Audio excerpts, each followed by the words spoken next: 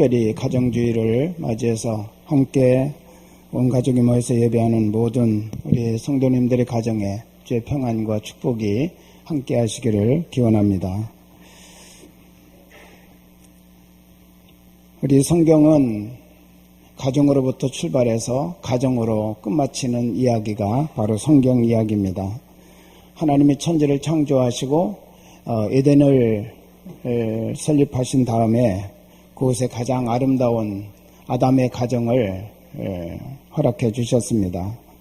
그런데 죄가 들어오면서 가정의 가장 기반이 되는 사랑이 깨지고 신뢰가 무너지면서 서로 불신과 두려움 이런 것들이 계속 사람과의 관계를 전부 무너뜨리는 그런 불행이 일어나게 되었고, 그런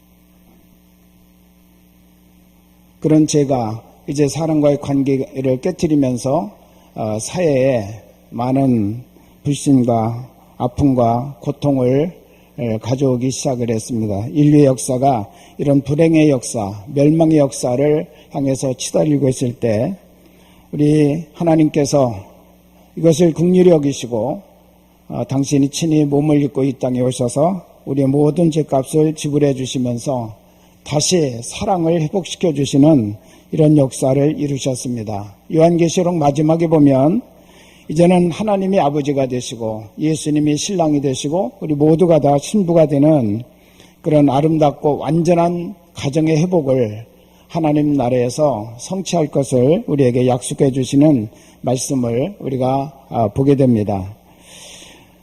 오늘 여호수아 24장의 말씀을 보면 여호수아는 모세를 이은 이스라엘의 위대한 그런 지도자였습니다.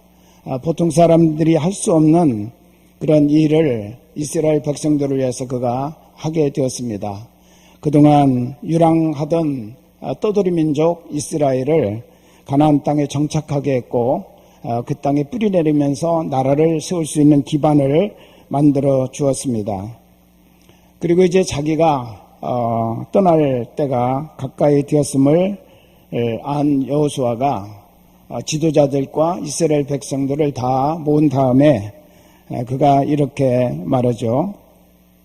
보라, 나는 오늘 온 세상에 가는 길로 가려니와 너희는 이제 여호와를 경외하며 온전함과 진실함으로 그를 섬기라.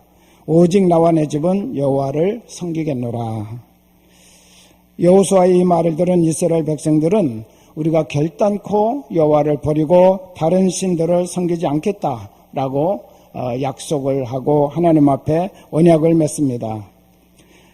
그들이 함께 고백한 고백의 내용이 오늘 본문 17절 18절에 나오고 있습니다. 그들은 하나님이 우리를 애굽 땅 종되었던 집에서 올라오게 하셨고 우리 목전에서 큰 이적을 행하셨고 우리가 지나온 모든 길에서 우리를 보호해 주셨고 그리고 이 땅에 거주하는 아모리 족속들을 물리치고 우리에게 이 땅을 선물로 주신 분, 그분이 바로 여호와 하나님이시다.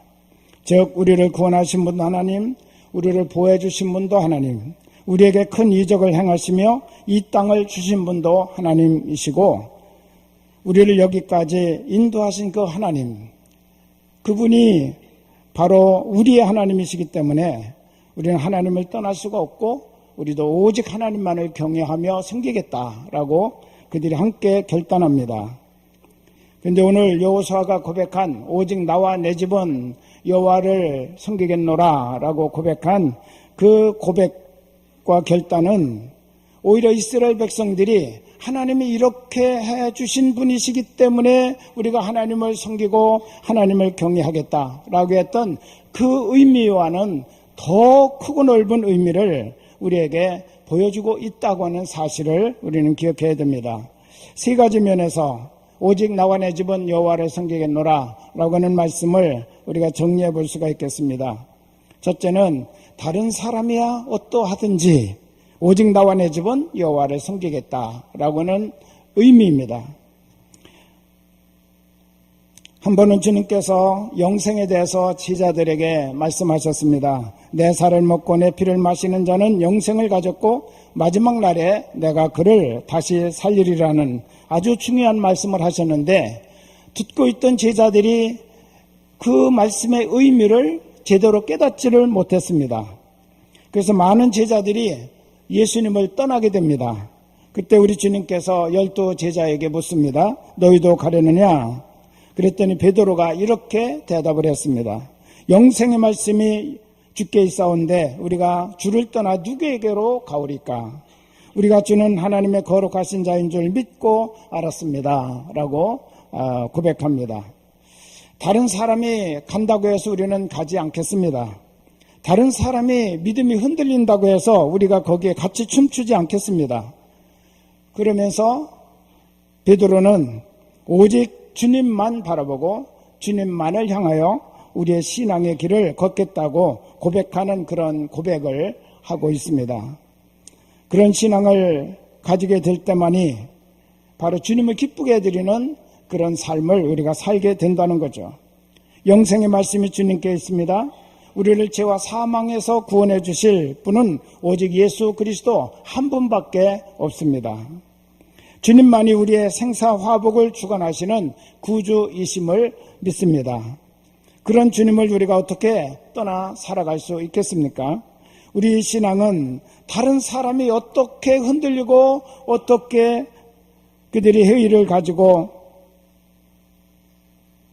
있든지 간에 그것과 상관없이 오직 나와 내 집은 여호와 하나님만을 섬기는 신앙을 가지고 살겠다고 했던 여호수아의 고백이 바로 오늘 우리들의 고백이 되어야 될 줄로 믿습니다. 두 번째 의미는 오직 나와 내 집은 여호와를 섬기겠노라 라고 하는 그 의미는 환경이 어떠하든지 나와 내 집은 오직 하나님만을 섬기겠다라고 하는 그런 결단이고 고백입니다. 세상에서 가장 확실한 것이 있다면 미래가 어떻게 될지 모르는 불확실한 것이 가장 확실하다라고 사람들은 지금 말하고 있습니다. 그래서 미래는 아무도 모른다는 거죠. 아무도 어떻게 될지 모르는 불확실한 것, 그것만이 확실한 것이다 라고 그렇게 표현을 했습니다.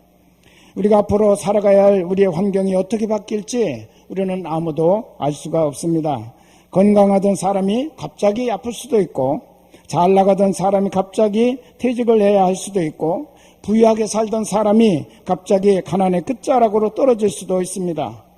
또 그렇게 마음과 삶을 나누면서 사랑했던 사람과 어느 날 갑자기 이별을 고하는 아픔을 우리는 겪을 수도 있습니다. 번창하던 사업이 어려워질 수도 있고 생각지 않았던 일들이 일어나서 우리를 고통스럽게 할 수도 있습니다. 정말 그렇게 되지 않기를 우리는 바라지만 우리의 미래를 아무도 알 수 없다고는 사실이죠.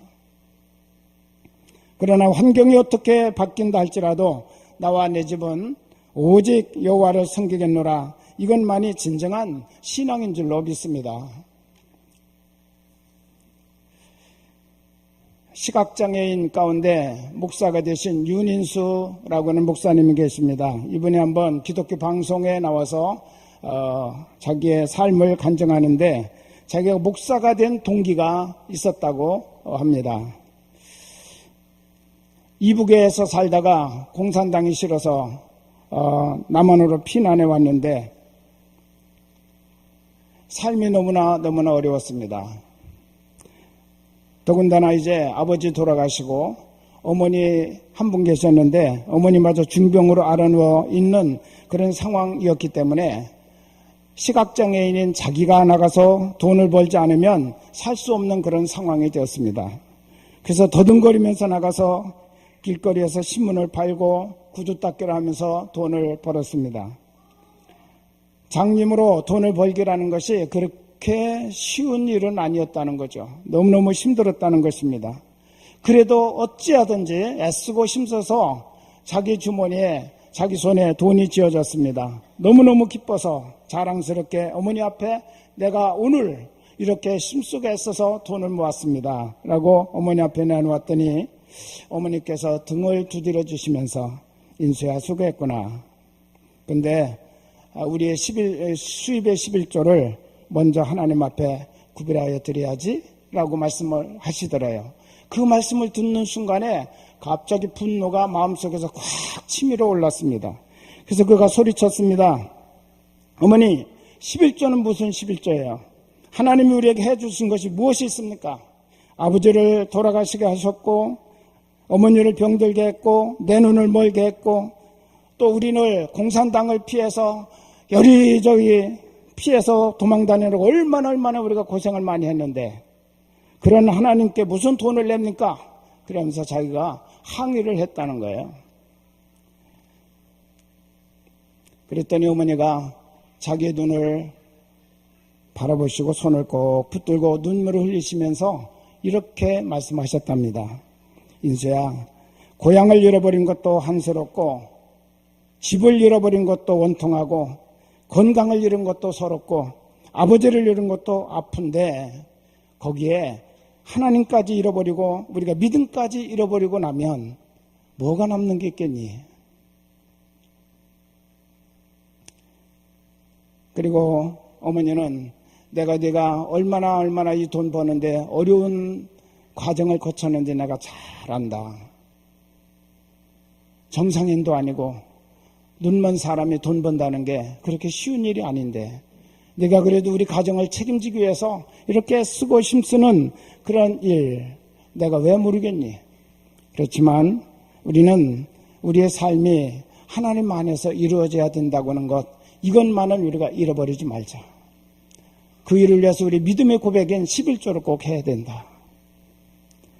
아파 누워 있으면서 장님인 아들이 벌어다 준 돈의 11조를 떼어서 정성껏 봉투에 담는 어머니의 그 모습과 그 말씀을 들으면서 이 아들이 이것이 진정한 신앙이구나. 이게 진정한 신앙이구나. 환경이 어떠하든지 그거 상관하지 않고 이렇게 하나님을 바라보고 하나님 앞에 설 수 있는 이 믿음, 이것이 진정한 신앙이구나. 그때 어머니의 그 모습을 보고 감동을 받아서 자기가 평생 하나님께 헌신하며 살아가기로 작정하고 목사가 되었다고 하는 그런 고백을 들었습니다. 그렇습니다. 세상 환경은 수없이 많이 바뀌어집니다. 그렇지만 그런 환경이 바뀐다 할지라도 나와 내 집은 오직 여호와를 섬기겠노라 라고 고백하면서 하나님 앞으로 나아가는 삶, 그것만이 하나님이 기뻐하시는 진정한 신앙인 줄로 믿습니다. 성경을 보면 욥이라는 인물이 나옵니다. 동방 제일의 부자였습니다. 그런데 어느 날 하루아침에 그가 모든 재산을 잃어버리고 모든 가족을 잃는 최악의 상황으로 떨어졌습니다. 그렇게 극과 극으로 환경이 바뀌었던 이 욥인데 그럼에도 불구하고 그는 하나님에게 대한 신앙이 전혀 변함이 없었다고는 사실이죠. 주신 자도 여호와시요 취하신 자도 여호와시니 여호와가 찬송을 받으실지로다. 변함없이 하나님을 찬송하는 욥의 모습을 우리에게 보여주십니다. 여러분, 역사 속의 신앙의 승리자들은 모두가 다 세상 환경이 어떻게 변하든지 하나님에 대한 신앙을 굳게 붙잡은 사람들임을 우리에게 가르쳐주고 있습니다. 우리는 환경이 어떻게 변한다 할지라도 나는 오직 하나님을 섬기는 신앙으로 살겠다고 나와 우리 가족들이 함께 결단하는 아름다운 시간이 되시기를 우리 주님의 이름으로 축원합니다. 세 번째, 오직 나와 내 집은 여호와를 섬기겠노라 라고 하는 이 고백은 하나님의 나를 어떻게 하시든지 오직 나와 내 집은 하나님을 섬기겠다라고 하는 고백입니다. 다니엘서에 보면 다니엘의 친구인 사드락, 메삭, 아벳느고의 이야기가 나옵니다. 바벨론의 느부갓네살 왕이 만든 금 신상 앞에 온 백성들은 다 절하라 라고는 명령을 받습니다. 만약 이 명령을 거역하면 극렬히 타는 풀물 속에 던져 넣겠다고는 왕의 명령이 떨어진 것입니다. 그러나 다니엘의 세 친구는 그렇게 왕의 신상에 절하는 것은 우상숭배라고 하는 사실을 잘 알기 때문에 그 금신상에게 절을 하지 않았습니다. 왕이 그 사실을 알고 마지막으로 기회를 줍니다. 다시 한번 절을 할 것을 요구합니다. 만약 이번에도 절을 하지 않으면 풀무불을 7배나 더 뜨겁게 해서 너희들을 그 속에 던져놓겠다고 이와 같이 위협을 가합니다. 그때 이 3명의 친구들이 기가 막힌 그런 고백을 하죠. 우리는 이번에도 절을 하지 않겠습니다. 그래서 우리가 풀무불에 들어가게 되면 하나님이 우리를 능히 건져내실 것입니다. 만약 그렇게 하나님이 그렇게 하시지 않는다고 할지라도 우리는 결코 왕의 신상에 절하지 않겠습니다. 나는 하나님을 믿습니다. 그들이 이렇게 고백했습니다. 다니엘의 친구들은 하나님이 어떻게 처리하시든지 그 풀무불 뜨거운 불길 속에서 건져내실 수 있는, 능히 건져내실 수 있는 하나님이시지만 건져내셔도 감사하고 건져내지 않는다 할지라도 그거는 하나님의 뜻 가운데서 이루어진 일이기 때문에 그것과 상관없이 우리는 오직 여호와만을 섬기고 살겠다고 그들은 이렇게 고백한 것입니다. 여러분, 우리 보통 생각은 어떻습니까? 하나님이 잘 해주셔야 하나님을 섬기는 일을 열심히 하죠, 우리가. 그래서 뭔가 잘 될 때 우리는 신앙생활을 열심히 합니다. 만약 하나님이 잘 해주시지 않는다면, 우리에게 고통이 일어나고 우리가 시련이 닥치게 되면 그 하나님을 제대로 섬길 수 없다는 생각을 갖습니다. 그러나 정말 올바르고 고귀한 신앙은 하나님이 어떻게 하시든지 그럼에도 불구하고 우리 하나님을 섬기고 하나님을 경외하는 삶을 살아가는 것이 참된 신앙입니다. 하나님은 절대 우리 마음대로 움직여도 되는 그런 분이 아니십니다. 하나님은 만유의 주제가 되셔서 모든 것을 하나님의 뜻대로 움직여 가시는 하나님이십니다. 하나님이 어떻게 하시든지 그것은 하나님의 주권에 달려 있습니다. 우리는 그분에게 순종해야 하고 또 그분을 섬기고 경외하는 믿음의 자세를 변함없이 가져야 된다는 것이죠. 잘 될 때는 감사하고 안 될 때는 원망하는 그런 신앙이 아니라 어떤 일을 하나님께서 결정하시든지 간에 그것을 우리가 아멘으로 받고 거기에 우리가 순종하며 나가게 될 때 우리 하나님께서 영광을 받으시게 된다는 것입니다. 여러분, 우리가 앞으로 살아가다 보면 잘 이해가 되지 않는 문제들을 만나게 될 때가 있을 것입니다. 그렇게 하나님을 잘 섬기던 분인데 하는 일들이 잘 안 될 때가 있고 또 지금 가야 될 때가 아닌데 먼저 불러가시는 때도 있고 또 그분이 건강해야 되는데 병으로 늘 고생하는 그런 경우도 있을 것입니다. 그런 것을 바라보면서 하나님을 잘 믿는다는 일이 무엇인가 라는 것 때문에 이해가 잘 안 되고 시험에 들기도 쉽습니다.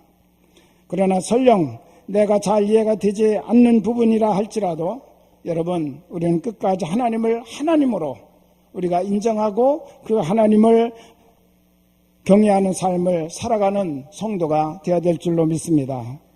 하나님은 내가 원하는 것을 이루어주시는 그런 하나님이 아니라 언제나 하나님은 하나님으로 우리를 이끌고 가신다는 사실, 이것을 잊지 말아야 될 것입니다.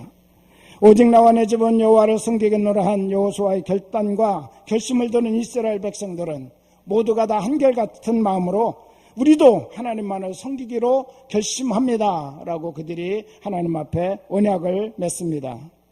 그 결심으로 하나님을 섬기며 살아갔을 때 우리 하나님께서 그들을 구원해 주시고 큰 이적을 보여주셨고 어떤 상황에서도 그들을 보호하셨으며 그들에게 놀라운 기업을 허락해 주셨습니다. 이제 우리는 하나님이 허락하시는 삶을 살아가게 될 것입니다. 얼마를 살지 우리는 알지 못합니다. 젊다고 오래 사는 것도 아니고 나이 많다고 짧게 사는 것도 아니에요. 그거는 하나님의 주권에 달려 있어요. 그렇지만 우리는 압니다. 하나님이 허락하시는 우리의 인생길을 우리가 어떻게 살 것인가, 그것이 더 중요하다는 거죠. 그러나 그 삶이 어떻게 전개될지 그것은 아무도 알 수가 없습니다. 어떻게 내 주변의 사람들이 변화가 일어날지, 어떻게 내 환경이 바뀌게 될지, 하나님이 어떻게 나를 대해 주실지 우리가 아는 것은, 미래에 대한 것은 아무것도 없습니다. 그러나 하나 확신하고 하나 확실하게 알 수 있는 것이 있습니다. 오직 나와 내 집은 여호와만을 섬기겠다고 결단하고 나갈 때 하나님께서 늘 나와 함께 하시고 나를 인도하시고 나를 보호해 주신다고 하는 사실입니다. 내 생각과 내 기대대로 보호해 주시고 인도하시는 것은 아니지만 우리의 가는 모든 길은 어떤 방법으로든지 하나님이 함께 하시고 하나님이 인도해 주신다는 사실이에요. 그리고 마지막에는 하나님은 모든 것이 합력하여 선을 이루게 결론을 내려주신다는 사실입니다. 할렐루야.